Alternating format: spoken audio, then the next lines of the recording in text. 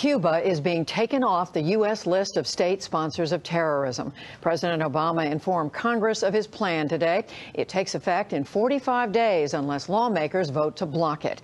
Cuba has been on the list since 1982, but its removal was expected as part of the diplomatic warming between the U.S. and Cuba. The president met in Washington today with Iraq's Prime Minister Haider al-Abadi and praised his efforts to fight Islamic State militants. The two discussed the military campaign, and the president said Abadi's efforts to gain support from Sunnis, Shiites, and Kurds alike is critical to that effort. It sends a clear message that ultimately Iraq is in control of its own destiny. And part of that means that those who possess arms and have the ability to apply force and defend their country have to be under a single government. The United States is backing the fight against ISIS with airstrikes and military advisors.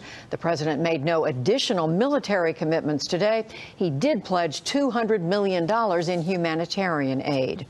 Al-Qaeda's branch in Yemen has announced that a U.S. drone strike killed its top religious leader on Sunday. Ibrahim al-Rubaish was a Saudi Arabian national. He had been released from U.S. detention at Guantanamo Bay in 2006 and joined Al-Qaeda in Yemen. He had a $5 million bounty on his head. The UN Security Council imposed an arms embargo today against Shiite Houthi rebels in Yemen. The council also demanded the rebels withdraw from the capital, Sana'a, and other territories they've seized. At the same time, Iran said that it is preparing a 4-point peace plan for Yemen, but the Yemeni ambassador to the UN rejected any Iranian role.